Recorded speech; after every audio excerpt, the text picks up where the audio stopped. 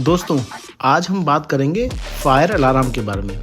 Fire alarm एक safety device है जो आग या फिर धुएं को डिटेक्ट करता है और आवाज़ से लोगों को भागने का या सही कदम उठाने की सूचना देता है, उनको इन्फॉर्म करता है। इस पर बेस्ड एक क्वेश्चन है जो पिछले एग्जाम्स में आया है। इन ऑप्शंस में से कौन सा है जो फायर अलार्म में यूज़ होता है? Photo cell, water, solar cell या कोई नहीं? सही आंसर के लिए डिस्क्रिप्शन ज़रूर क्लिक किया करिए।